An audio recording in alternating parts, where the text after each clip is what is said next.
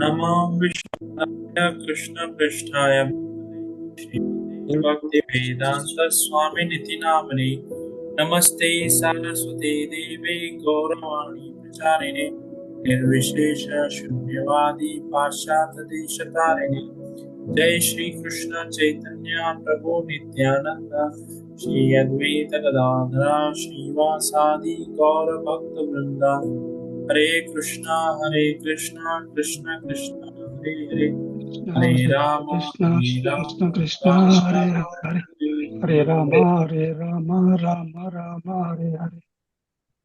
In our last session, we completed the fourth chapter of Bhagavad Gita named Transcendental Knowledge.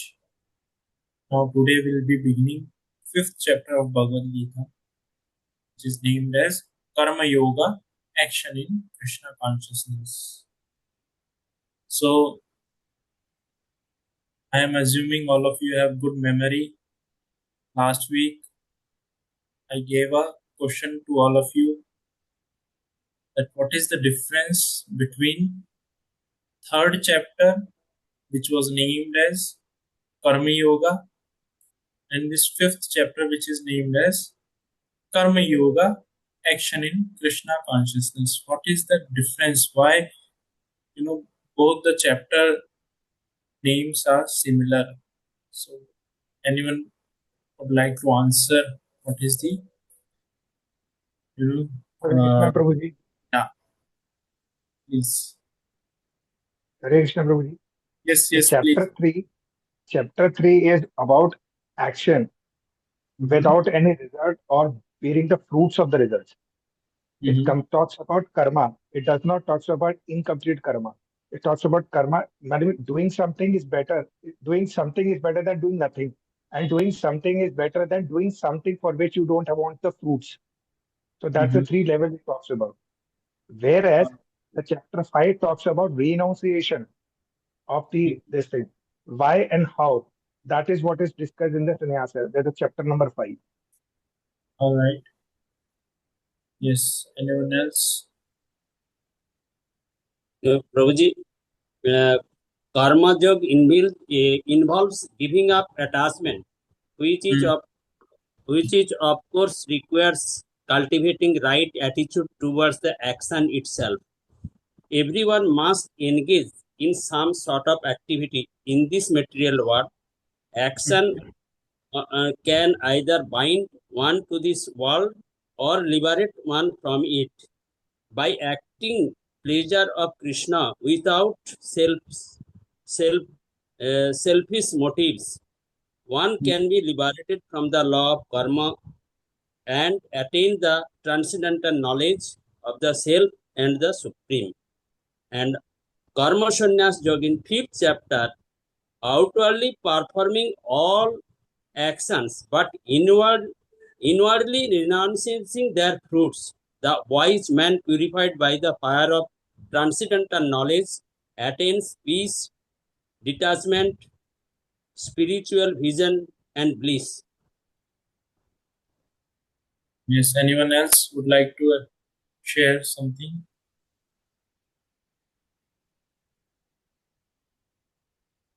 Hare Krishna Prabhuji. Yes. So third chapter is about Karma Yoga. Yes, so we have learnt about Karma Yoga, not only which is different from the normal karma.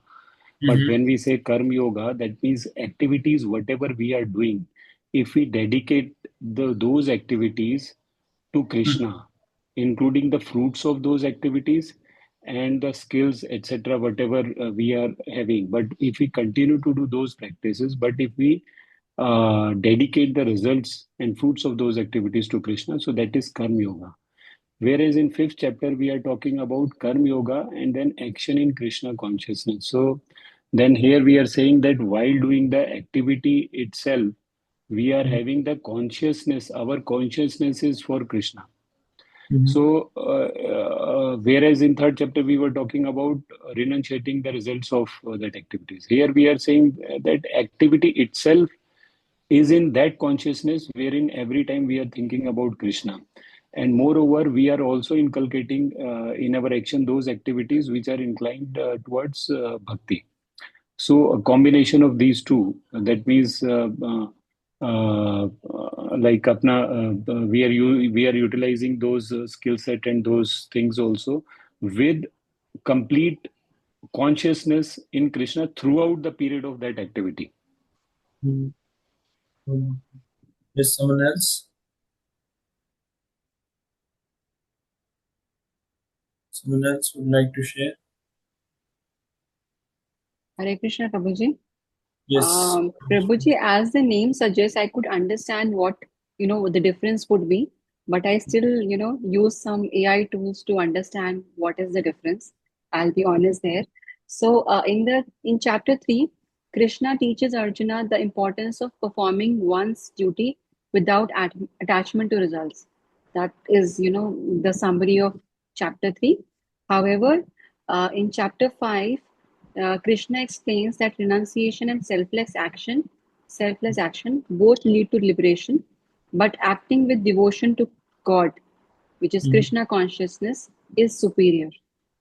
Yes. Mhm. So sometimes you can use rather than AI, you can use RI also. You know What's what is RI? RI? There are two things RI. One is real intelligence, Mm. as your name also starts with R, Ruchira's intelligence.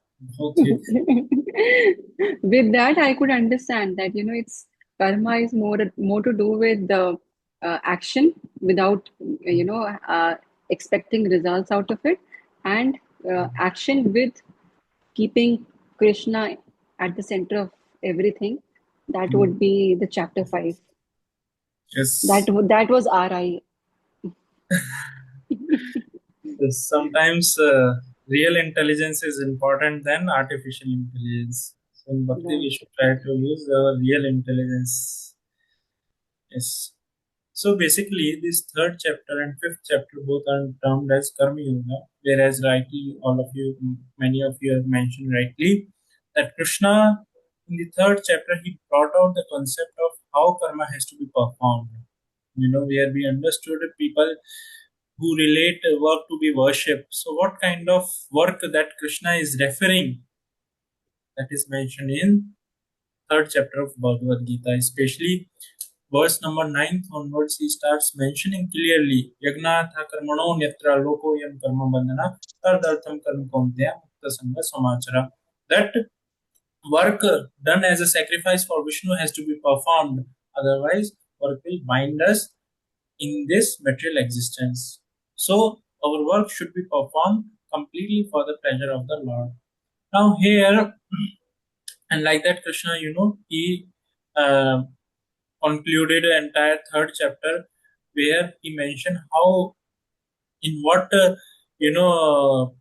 consciousness or how work has to be done. Like one of the important words also he mentioned, Prakate kriyamanani gune karmani sarvasa ankara vimudatma kartaham iti manyate. That out of ignorance, we living entity, we think that whatever work is happening or whatever work is I am doing is because of my hard work. Whereas Krishna, he clearly mentioned that whatever work is happening, it is happening because of Prakriti, because of the nature. Because of the nature, it is happening. Anyone remembers what is the verse number? Verse number is 3 point, I think 27. I'll just pull up that verse.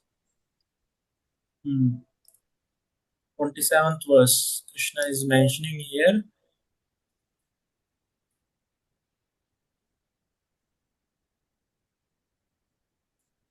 Here, if you see, so Krishna is mentioning this spirit soul bewildered by the influence of false ego, out of ahankara, out of false ego, he thinks that he is the doer. Whereas Krishna is mentioning that are in actuality carried out by the modes of material nature. Work is not done by that particular living entity, but it is done or performed by the material nature or modes of material nature. So, like that, Krishna he brought out the concept of how karma in general a living entity performs or get entangles, all these things he was mentioning. And at the end of the third chapter, Arjuna placed a question, query. Anyone remembers what is the query he placed?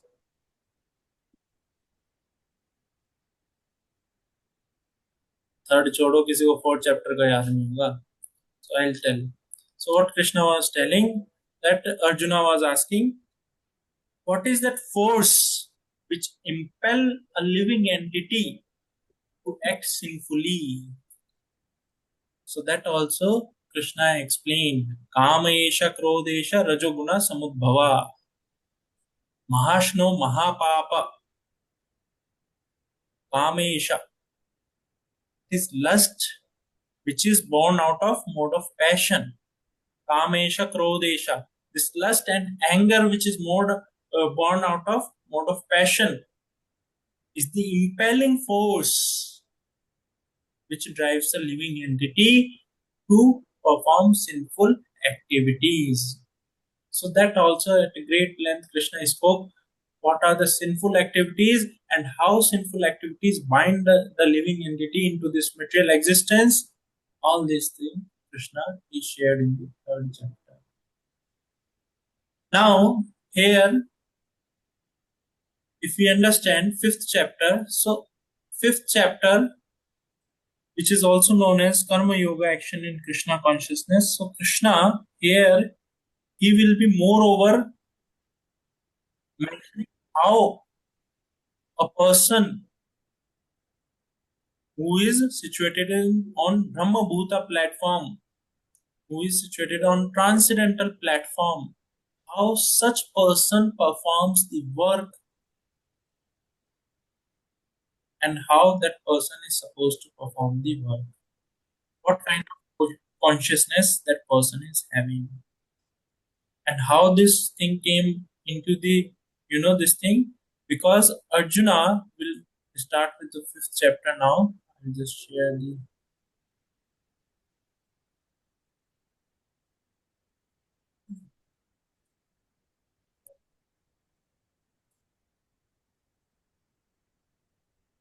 so yes, we'll begin and then we'll understand. It is known as Karma Yoga, action in Krishna consciousness. So all of you please join me in chanting this shloka. Arjuna Vacha Arjuna Vacha Sanyasam Karmanam Krishna Sanyasam Karmanam Krishna Punaryogam na samsasi Punarayogam Chacha Samsasi Yashreya etorekam Tashreyadayetam Tanme Ekam. Namo Brahma Sunakshitam. Yes, anyone would like to chant this shloka? Arjuna Vacha Sannyasi Karmanam Krishna Punarjogam cha Samsasi Jatrai Rekam Tanme Bruhi Sunishtitam. Wonderful. Yes, anyone else?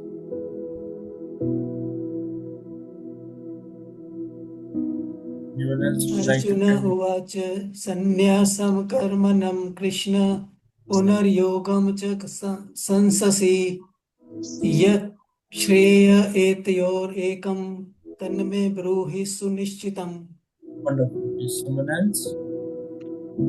Arjuna Vacha Sanyasam Karmanam Krishna Punaryogam cha Samsasi Yaschaya Etoyor Ekam Tanme Bruhi Sunischitam.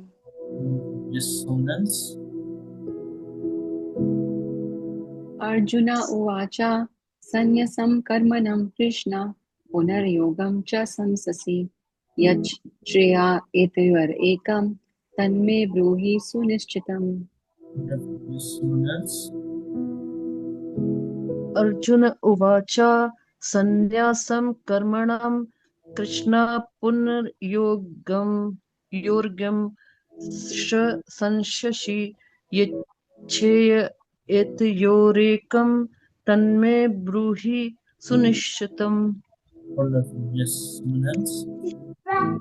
Arjuna Vacha Sanyasam Karmanam Krishna Punaryogam च सम्मसि यक्चक्रिया एतयोर एकम तन्मे ब्रूहि सुनिश्चितम्. Wonderful. Is someone else? We'll read the translation. Arjuna said, O Krishna, first of all, you ask me to renounce work, and then again you recommend work with devotion. Now, will you kindly tell me definitely which of the two is more beneficial? Shreya means beneficial. Out of these two, which one is beneficial? So, just now we finished 4th chapter where Krishna gave the entire knowledge. How one should act. Action in inaction, inaction in action. That also we understood. So now again, why or how come this doubt is prompting into the mind of Arjuna? For this, we have to refer back to chapter 4, last verses. So here, if we see, Yoga Sanyasat Karmanam Jnana Sanchina Samshaya Atmavantam Na Karmani Vivandanti Dhananjaya. So here, Krishna is mentioning, therefore, one who has renounced the fruit of action, whose doubts are destroyed by transcendental knowledge, who is situated firmly in action and is not bound by work or conqueror of riches. So here, if we see, this karmanam is what Arjuna misunderstood in a way. Yoga sanyasta karmanam jnana sanchina samshaya. What he misunderstood? Here, karmanam, because Sanskrit language is very contextual. It is very contextual. A single word can have multiple meanings. Just like previously also I have given an example. Hari has 20 meanings in Sanskrit. Hari is referred to Lord Vishnu. Hari is referred to lion. Hari is referred to monkey. Like that, there are 20 meanings of word Hari. So, which meaning suits in that particular context? Only an acharya or a person who is well versed with this knowledge can understand. Just like when we say Lord Narasimha, he is referred as Narhari. So when he is referred as Narhari, Hari is referred to Vishnu. So there, when it is Lord Narasimha name is Narhari, so Hari there is not referred to Vishnu. It is referred to lion, because Hari, one of the meaning is lion. So Nar, because Narasimha Dev is half man, half lion. So here Narhari means, Nar means a man or a male or a human, or Hari means here lion. So it is referred as Narasimha. If you see, Narasimha is also known as Narhari. There Hari is not Vishnu. Same way here, Arjuna understood it to be, I have to renounce the work. Karma means I have to renounce the work. I have to renounce the activities. I have to renounce the activities. Whereas Prabhupada, if you see, Prabhupada clearly translated it to be renounce the fruit of action. Krishna is mentioning or referring here to be renouncing the fruits of action. Whatever action we may perform, that action will yield to certain kind of fruit. Suppose you are doing business. While doing business, what will be the fruit of business? Is money or growth of the business. Like that will be the fruit of business. Or if you are learning singing, what will be the fruit? Fruit will be your vocals, or you will be a better singer, or one day you will become a good singer. So whatever action we are performing, there is certain fruit is there involved in it. Whereas Arjuna understood, I have to yoga sannyasta karmanam, means I have to renounce the work itself.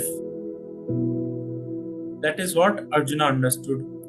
Now, next to this verse only, Krishna is mentioning, therefore, the doubts which have arisen in your heart out of ignorance should be slashed by the weapon of knowledge, armed with yoga or bharata, stand and fight. Previous verse, Krishna is mentioning, you renounce the karma, you renounce the work. Now here he is mentioning, you stand and fight. So he got confused, what you are asking. Earlier also, like this, Arjuna got confused in the beginning of 3rd chapter. So same way here also he got confused and placed this question. That first of all you asked me in the 41 verse, he asked me to renounce work. Now again you are asking me renounce work with devotion. So now kindly let me know which one is beneficial. So let us read purport, then we will try to understand more in detail. In this 5th chapter of the Bhagavad Gita, the Lord says that work in devotional service is better than dry mental speculation. Devotional service is easier than the later because, being transcendental in nature, it frees one from reaction. In the 2nd chapter, preliminary knowledge of the soul and its entanglement in the material body were explained. How to get out of this material engagement by Buddhi Yoga or devotional service was also explained there. In the 3rd chapter, it was explained that a person who is situated on the platform of knowledge no longer has any duty to perform. And in the 4th chapter, the Lord told Arjuna that all kinds of sacrificial work culminate in knowledge. However, at the end of 4th chapter, the Lord advised Arjuna to wake up and fight, being situated in perfect knowledge. Therefore, by simultaneously stressing the importance of both work in devotion and inaction in knowledge, Krishna has perplexed Arjuna and confused his determination. Arjuna understands that renunciation in knowledge involves cessation of all kind of work performed as sense activities. But one performs work in devotional service, then how is work stopped? In other words, he thinks that sannyasam or renunciation in knowledge should be altogether free from all kind of activity because work and renunciation appear to be incompatible. See, wonderful thing here it is mentioned. Since here if we read, especially this last line, I'll read out again. In other words, he thinks that sannyasam or renunciation in knowledge should be altogether free from all kinds of activity because work and renunciation appear to be incompatible. He appears not to have understood that work in full knowledge is not reactive and therefore the same as inaction. He inquires therefore whether he should cease work altogether or work with full knowledge. So what he should do? So one of the best thing here if we see Shreya, Arjuna is asking what is beneficial for me, more beneficial for me. First answer. Shreya means is perfect, what is good for us. One is prayas, one is shreyas. Prayas means which gives immediate results. Later on, it could be a disaster. But immediate result is it is very pleasing to us. Just like people who indulge in drinking or various such bad habits, what happens on immediate basis? They experience certain kind of bliss or happiness, certain kind of pleasure. But in a long run, it is detrimental to our life itself. Many people, when they drink, smoke, or indulge in similar bad habits, they suffer a lot at various levels. They will suffer at mental level. They may have suffering. Their, their patience, their tolerance, they get angry very quickly. All these things goes down. Patience level, tolerance, their relationships get affected, their wealth, because lot of amount of money is involved. Many times they lose lot of wealth. They may get some disease, health issues. All these things a person may face. Even though it gives immediate pleasure, but in a long run, it is a poison. It's a poison. So here, Arjuna is not at all, want to cheat himself with prayers things. He wants shares which brings ultimate good, ultimate benefit he is referring, or he wants to have ultimate benefit, not some immediate benefit. He wants to have ultimate benefit. That is what a duty of a responsible person. A responsible person in the society, he should look for a ultimate good. What is ultimate good for the society, for the people in general, for the relatives, for our own self? What is the ultimate good? There is a saying, what is use of the gaining the entire world if you lose your own self? What is the use of gaining the entire world if you lose your own self? Same way, if we don't look for ultimate good is what? Is realization of the self, who we are, what is our nature. Our nature is eternal. Our nature is full of bliss. When we understand all these things in detail, so what happens? We can perform action or work which brings ultimate benefit for the entire mankind. Not only for our own self, but for the entire mankind. Just like, this nuclear energy.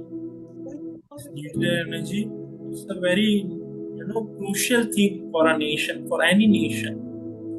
And this nuclear energy, with the help of nuclear energy, one can, derive, or one can have lot of energy. And it is depend upon us how we utilize, either for destruction or for constructive purposes, like producing electricity or using it as a fuel. Same way, when we have this knowledge, transcendental knowledge of Bhagavad Gita that Krishna is sharing, we will be interested only the things which brings ultimate good for in our life, which brings ultimate good in our life, right? That is what is very, very important to understand. Just like, when you see garbage, lot of garbage, in Delhi NCR, sometimes I pass by a mountain which is full, that is made of garbage only. So you'll find a lot of crows, a lot of eagle, or some such birds, or especially crow. Why crow? because they are interested in such garbage. Whereas there are birds like swan. Among birds, swan is the bird which is more in Satoguna. More in Satoguna. So if you see a swan, you feel very, positive. You feel bit attractive or very pleasing or soothing to the eyes. Why? Because it is more in mode of goodness. That swan will not go even near to the garbage. Whereas this crow is predominantly influenced by mode of ignorance or tamoguna, will wander around this garbage only. Same way in our life, when we develop this knowledge, through this knowledge, when we lead our life, so our definition for enjoyment or happiness get very fine-tuned, get very refined in it. Don't like to take pleasure in cheap things. Our standard of living goes high. Our standard of living goes high. The same way, here Arjuna is asking what is the ultimate good, first thing. Second, he is confused with these two things.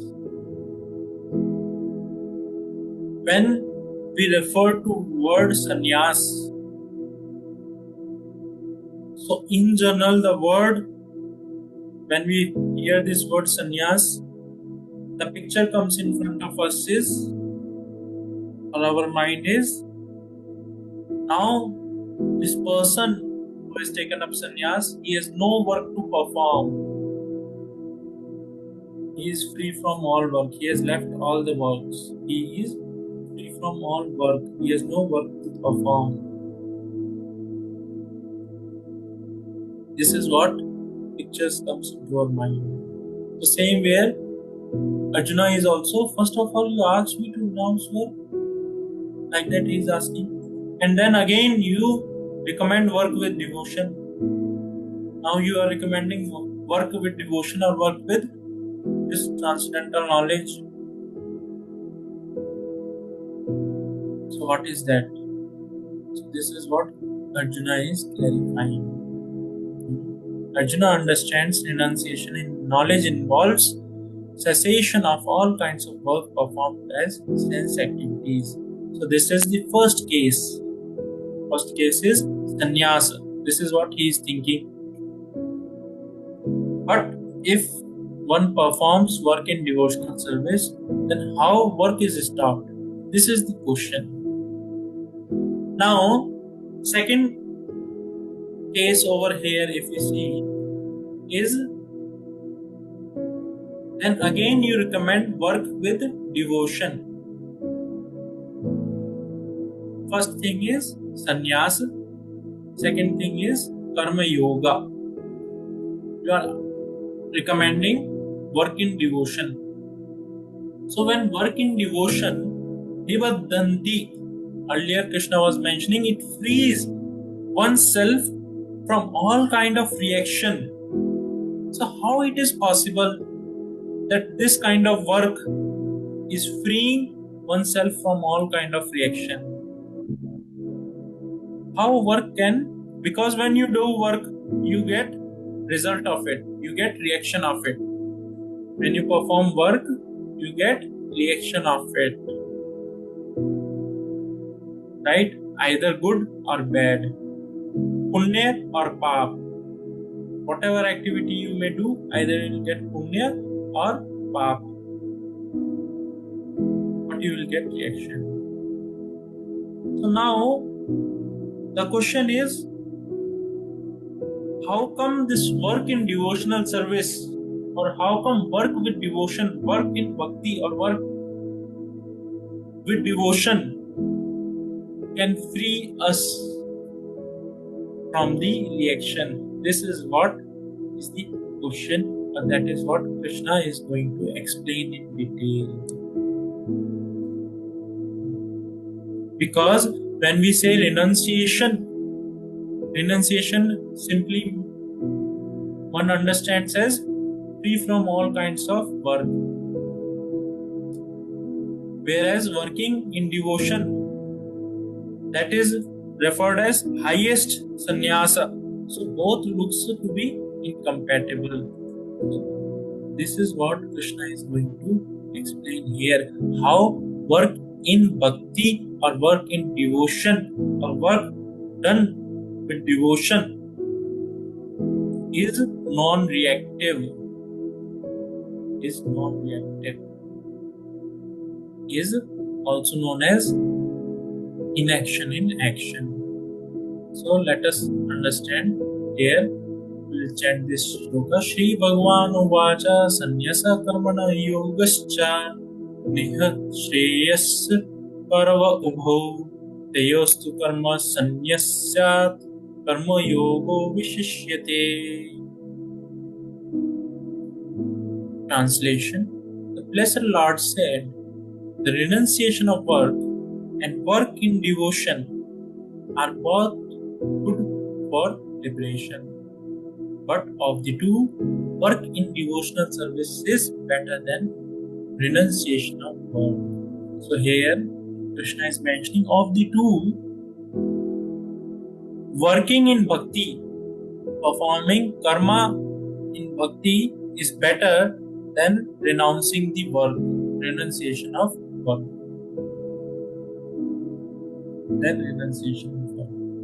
We'll read the purport, then we will try to understand more in detail.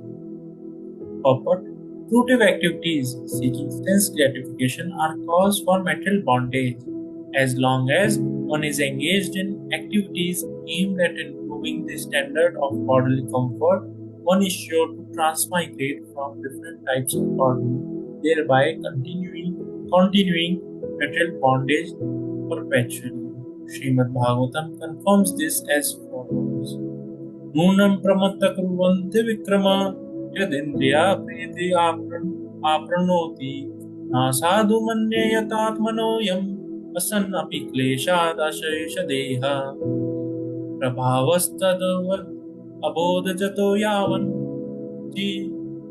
jijna satha atmatattvatam yavat kriyastadavat idam manovei कर्मात्मकं येन शरीरबन्धनः एवं मना कर्मवशं प्रयुक्ते अविद्यात्मनि विधीयमाने प्रेतेन यावन्मयि वासुदेवे नामुच्यन्ते देहयोगं तत्त्वात्. Translation. People are mad after sense gratification, and they do not know that this present body, which is full of miseries, is a result of one's fruitive activities in the past. We all have this body, and from this body, we perform the various activities, various karma, and when we don't have proper understanding, so what we will do? We will act simply on this bodily platform. We will perform work only on the bodily platform. Just like in a drama, you have to perform a role of a king. So you will be performing, you will be, wearing that attire, or you will be going through the script, all that, how a king acts in general, all that you will try to understand.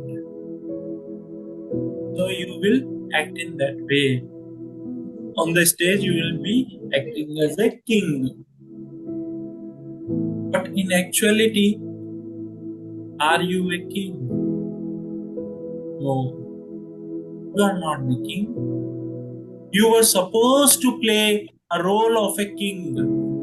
You were supposed to act as a king.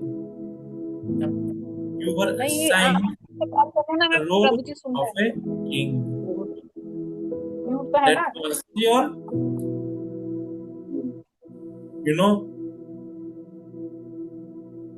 duty that you have been asked to do. But in reality, that is also for a time. But in reality, who you are a husband of so and so, you are father of so and so person, you are son of so and so person. You have different identity altogether. You are not a king. If you go to your home considering yourself to be a king, and then you are behaving or acting like a king, you are into this so much into the character that you are asking, you are going at your home sitting like a king and just passing the orders to your son, to your wife, bring me this, bring me that. What will happen? Someone will come and shake you. What happened? You have come back, you have returned from the drama. You have come back to home. Stop your drama. Get up and do yourself. Do that work by your own self. Right? Same way, our real identity is what? Is that we are the spirit soul, Atma. But we have acquired this body, which is temporary in nature. And this body has senses. So what is happening? We are acting on this sensual platform to fulfill the demands of the senses. We are completely acting on this bodily platform. That's why what happens?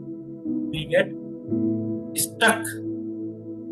We get stuck in this material existence, which is full of dukkha. We read this again. People are mad after sense gratification. Why they are mad? Because they are acting on bodily platform. So it is further mentioned, and they do not know that this present body, which is full of miseries, is a result of one's fruitive activities in the past. Whatever activities we have done in the past, as a result of those activities, either we are enjoying, experiencing some pleasure or pain in our life. So, what are the miseries one goes through? Anyone would like to share? What are the types of miseries one experiences in one's life? आदि भौतिक, आदि दैविक और आध्यात्मिक। Okay. So yes, anyone else would like to share what are the meaning of these three?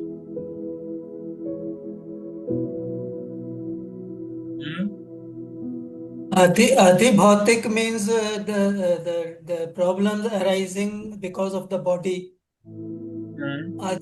Adhyatmic means problems arising because of our thinking, our ideas. And Adhidevik means from outside by natural calamities and other people, because of other people. Okay. Anyone else? Anyone else remember? Hare Krishna, Prabhuji. Yes. Adidevik means which are in the form of, for example, natural disaster or something which is not in the control of anybody. So it is by nature, like nature has done it, or some natural disaster kind of thing has happened. Okay. So that is Adi Devik, and Adi Bhautik is which is done by self, and Adhyatmic is which is done by others. For example, somebody else is giving that misery like Okay. that. So earlier Ramchandra Gupta ji has made a little mistake. You also have made a little mistake. So yes, anyone correctly knows. Almost it is correct, but yes, little bit here there it is has happened. आध्यात्मिक और आदि भौतिक में reverse कर दिया शायद. Correct. You have interchanged Adhyatmic and Right, Adi right. Bhautik. Correct. So Sorry. there are three kinds of miseries a living entity experience after acquiring this body. Adhyatmic kaleshas are those which one experience by his own self. Like you may experience indigestion. You may experience, your headache is happening.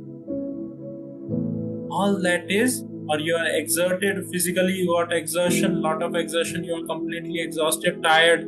All this is adhyatmic kaleshas. The pain or suffering that is caused by one's own self. That is adhyatmic kalesha or misery which is born out of own self. Then comes Adi Bhautik. Adi Bhautik kaleshas are those miseries that a living entity experience which is born of from other living entity. The pain which is born or which is given by another living entity. Suppose a snake bites you. So a snake has bitten. So what will happen? Poison will go inside your body and you may experience lot of pain, lot of suffering, and you may die also. That is the pain or misery which is caused by another living entity. That is known as Adi Bhautik Kalesha. Third one is Adi Devik. Devik means divine. The miseries which are caused by natural calamities or by nature's arrangement, that is known as Adi Devik Kalesha. Just like in summer, many people out of heat they faint. They experience some headache, inconvenience, all such things they experience because of high temperature. Last week in Russia, one of the highest recorded earthquake was observed. Earthquake came, tsunami came in the Pacific Ocean, which influenced some parts. All these are, and all this what is happening? People are experiencing some kind of pain, suffering. That is Adi Devik Kalesha. So as soon as we acquire this body, and this body is filled with some miseries, and these miseries are the result of our own past fruitive activities.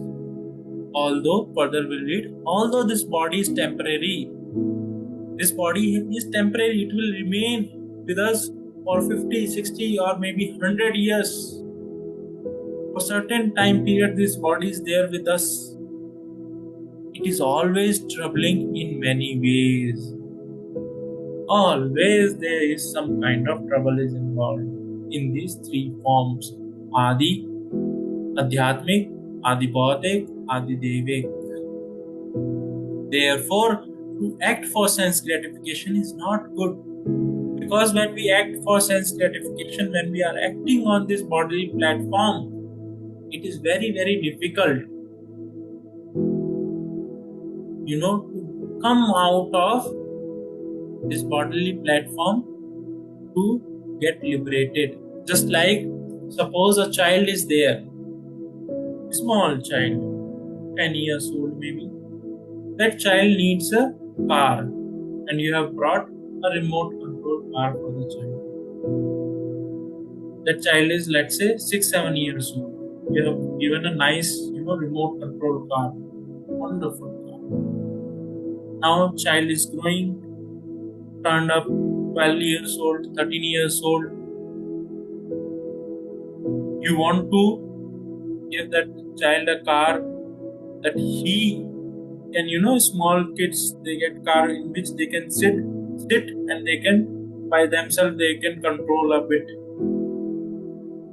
But he is not at all interested. He wants to play with the remote control car only.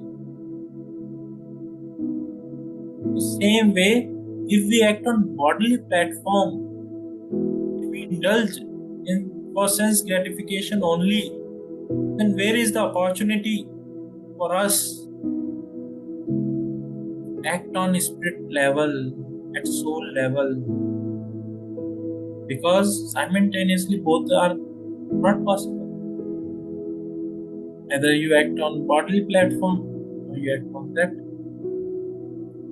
So, therefore, to act for sense gratification is not good. One is considered to be a failure in life as long as he makes no inquiries about the nature of work for fruitive results, or as long as one is engrossed in consciousness of sense gratification, one has to transmigrate from one body to another. As long as we are completely absorbed on the bodily platform for the sense gratification, so what will happen? We'll just transmigrating, we'll be changing the body. Sometime we are acquiring this human form of life, sometime in the species of dog, cats, worms, insects, reptiles, aquatics, trees, all these, different bodies will be taking on what basis? On the basis of our work that we perform. Although the mind may be engrossed in fruitive activities and influenced by ignorance, one must develop a love for devotional service for Vasudeva. Only then one can have opportunity to get out of the bondage of material existence. Harim vinana mritam taranti. Without taking shelter of Hari, without taking shelter of devotional service, without performing bhakti, one cannot get out of this material existence. And we have understood this material existence is filled with miseries. So when a person who is intelligent, he wants to come out of this material existence, so he has to make solution. What is that solution? He has to perform work which is meant, just like to maintain this body. We eat food to maintain this body.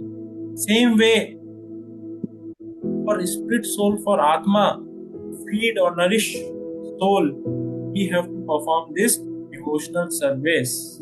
We have to take shelter, because this Atma, this soul, can be happy only in association with Krishna.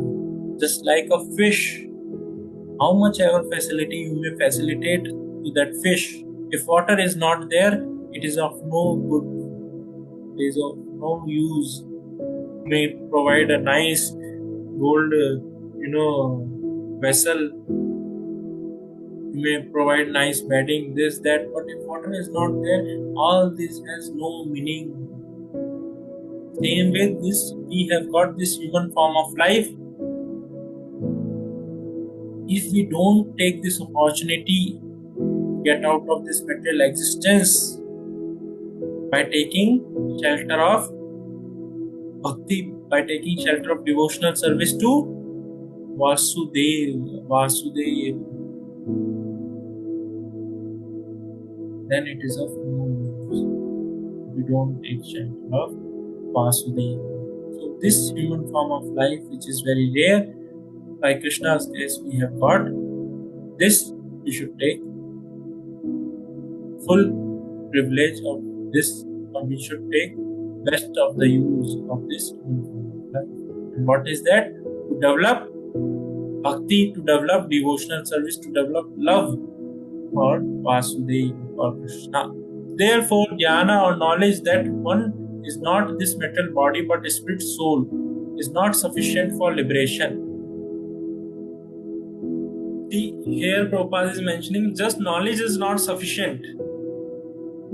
What is the knowledge? That we are not this material body, we are spirit soul, is not just sufficient for liberation. For moksha, to get moksha, this knowledge is not just sufficient. What is more important, what is required is one has to act in the status of spirit soul. Otherwise, there is no escape from material bondage. One has to act on this knowledge. Now, knowledge you have acquired. Okay. But if you are not acting on that knowledge, then it is of no use. Jnana Vijnana Sahitam. Along with Vijnana, along with implementation or application of this knowledge, one can easily escape from this material bondage. So one has to perform activities which are spiritual in nature. And that activities are action in Krishna consciousness. Action in Krishna consciousness is not, however, action on fruitive platform. It is not, this action in Krishna consciousness is not action on bodily platform. This action is on spirit level, on a spiritual platform. Right? Even though activity may remain same, but if it is Krishna conscious, if Krishna is the center of that activity, just like, today we went for watching movie. Many of you also joined. So watching movie is a material activity, but watching movie which is based on Krishna is completely spiritual. Watching movie which is related to Krishna is a spiritual activity. We watched a movie on Lord Narasimha, Krishna who appeared as Narasimha to protect his devotee Prahlad, who is Asura, who took his birth in demon family, and he is best of the devotees. In Bhagavad Gita, in the 10th chapter, Krishna mentions among all the demons, I am Prahlad. Among all the demons, I am Prahlad. This is what Krishna is mentioning in the 10th chapter of Bhagavad Gita. He is mentioning Prahladas Chasmi Daityanam. Among all the Daityas, I am the Prahlad. So, the activity which is centered around Krishna is known as action in Krishna consciousness. And that activity is completely free from the bodily platform. Activities performed in full knowledge strengthen one's advancement in real knowledge.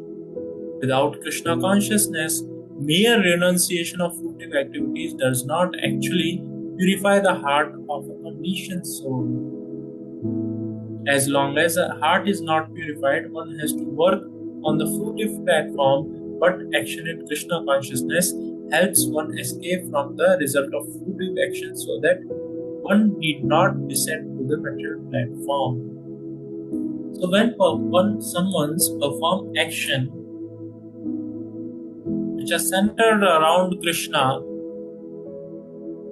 or which are meant for Krishna, such actions purifies our existence, purifies our heart. When our heart is purified, then it is very, very important, but then it is possible for us to come out of this bodily concept of life, come out of this materialistic, even though we may be acting in this material world itself, it is very much possible for us to come out of this bodily platform. How? Just by performing actions either for Krishna or the actions which are centered around Krishna or the actions in which we are conscious of Krishna. Therefore, action in Krishna consciousness is always superior to renunciation, which always entails a risk of falling.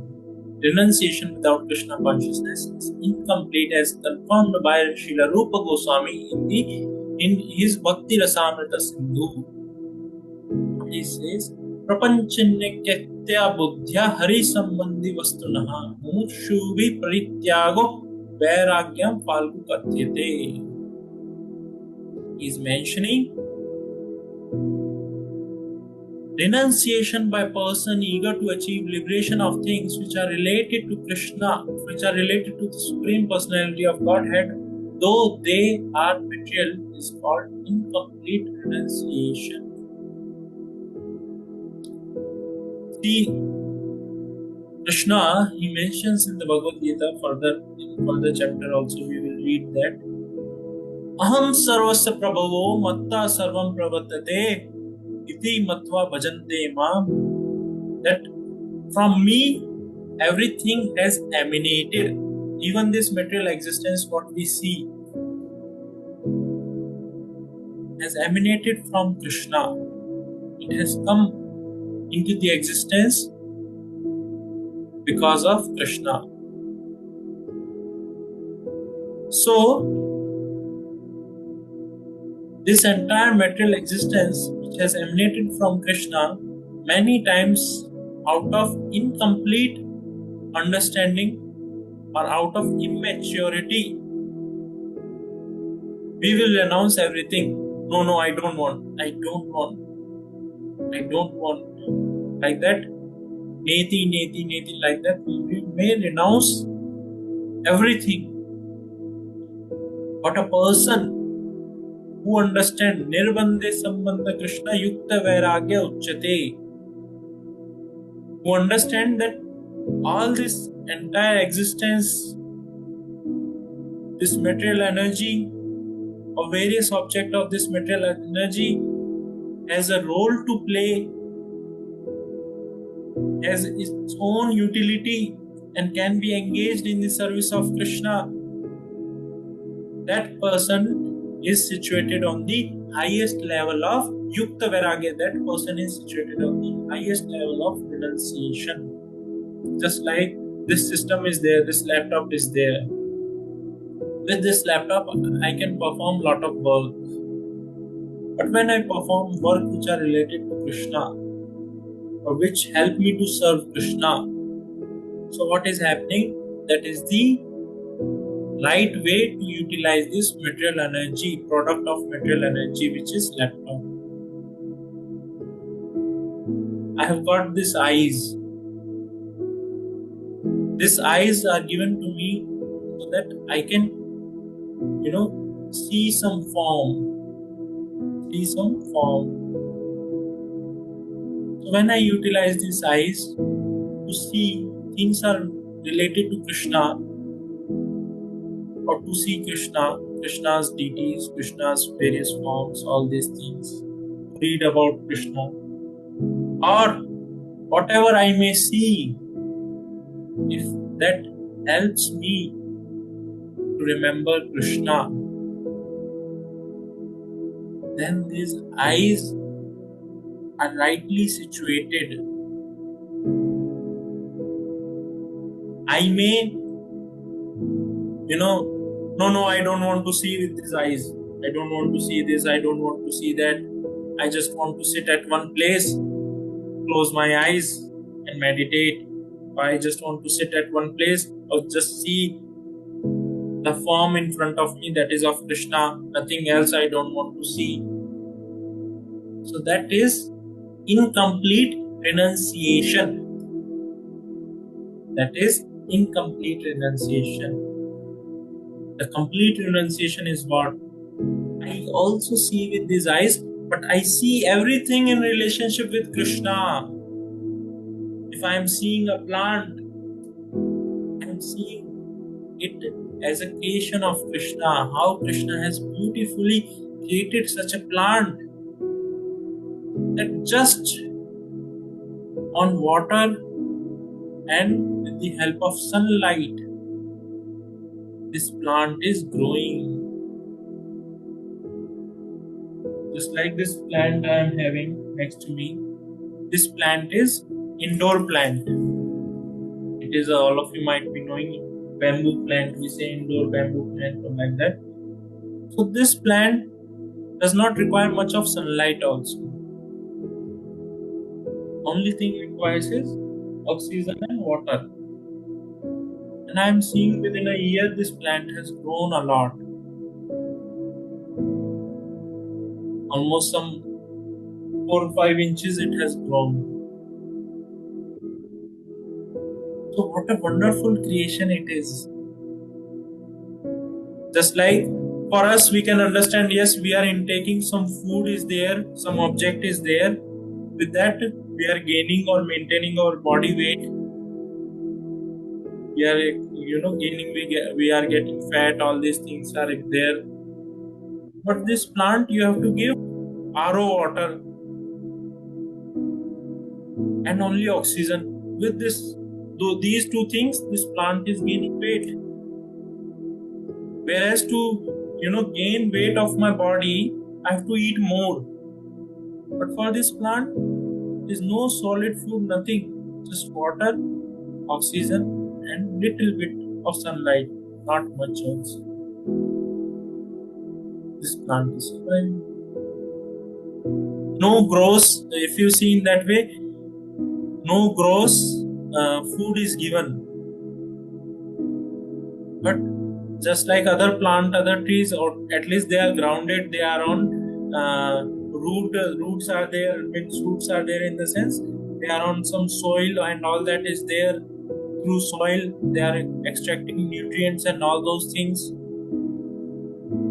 But yes, there are a lot of such plants.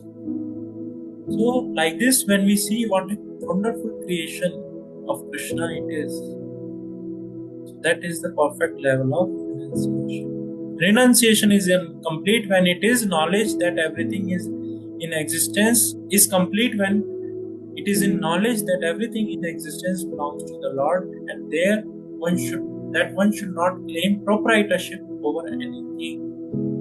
Many a times what happens, we claim proprietorship.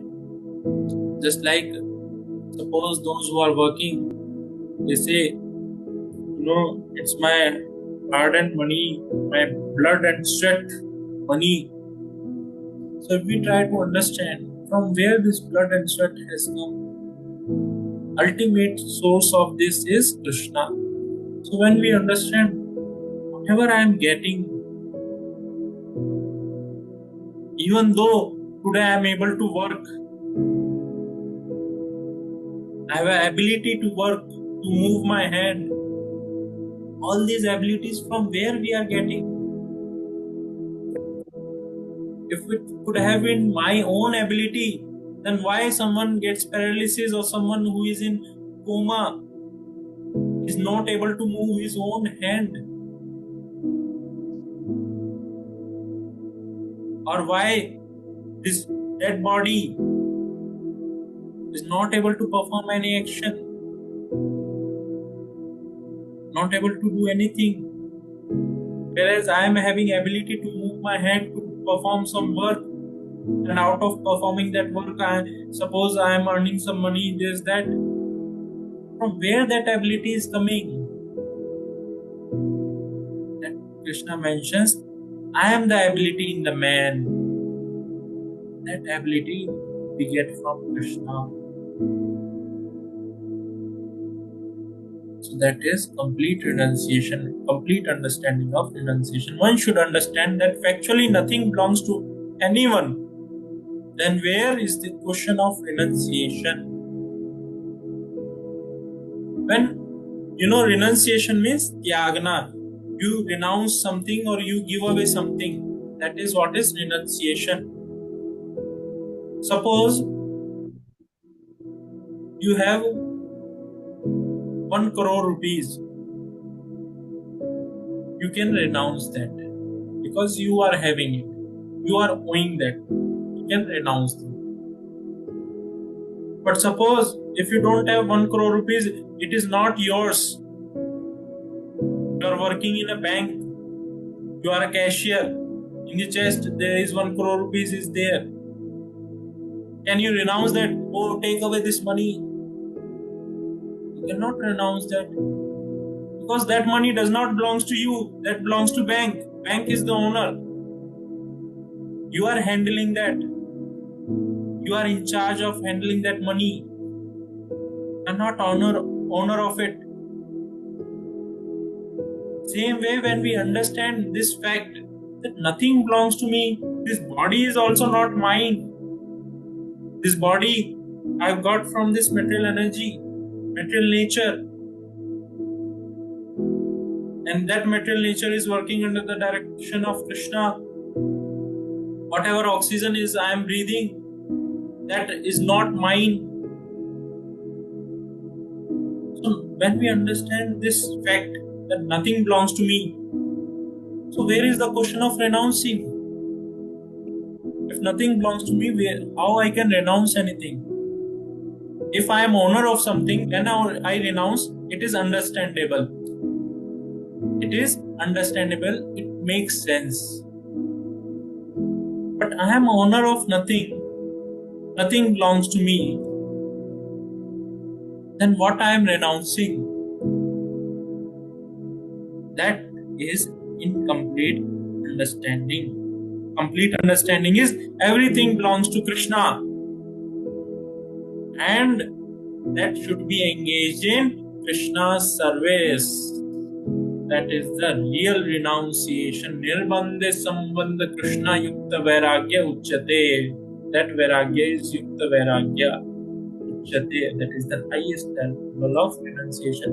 One who knows that everything is Krishna's property is always situated in renunciation. Just like that person who is a cashier who is handling the cash. Suppose his screw, he got, little lose his mental, stability. So what will happen? He may call for a person, oh, this money is there, you take away. He may renounce that money. But if he is situated in proper knowledge, oh, this money is bank's property, not my property, I cannot even touch. I have just given the responsibility to handle this money. So he will act properly. So same way, when we understand everything is Krishna's property,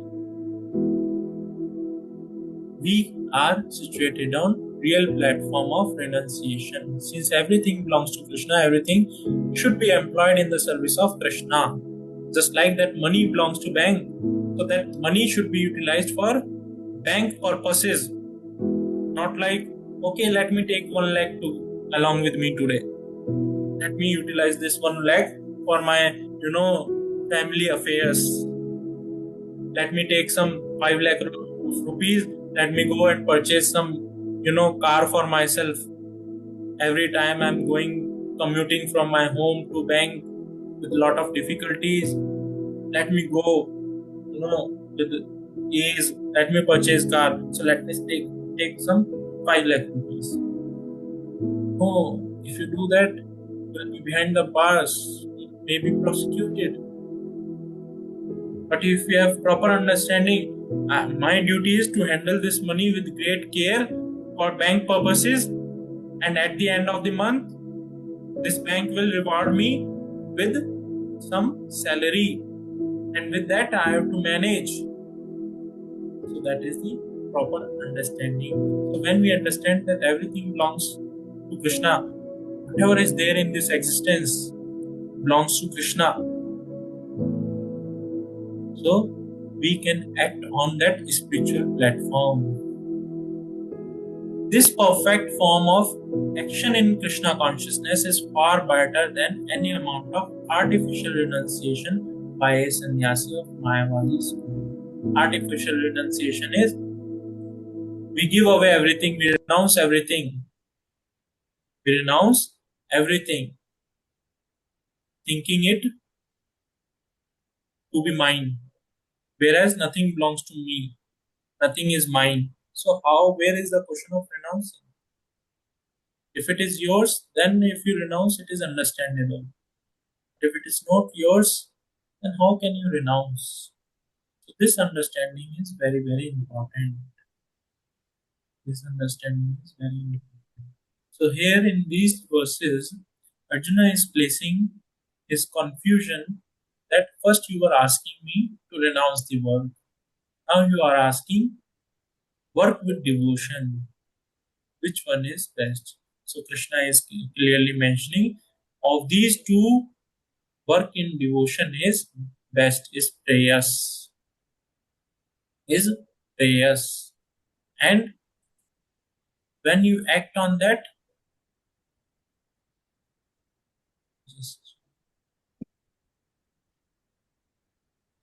sorry, is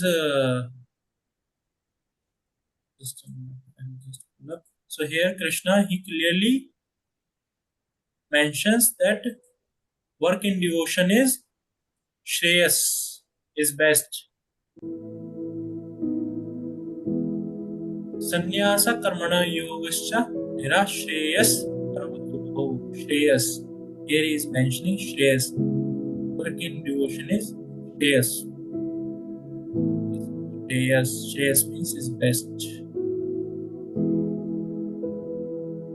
When we work in devotion, with devotion for Krishna, so what happens? One can, even though working, one is completely free from the reaction of that work and one attains the liberation. Alright, so with this, we'll close here. Anyone has any question or anything to ask or share, please feel free to ask or share. Yes, any questions?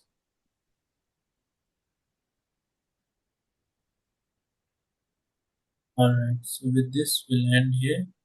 Srimad Bhagavad Gita ki, Jai. Prabhupada ki, Jai. Hare Krishna. Hare Krishna, Prabhu. Hare Krishna Prabhu. Hare Krishna.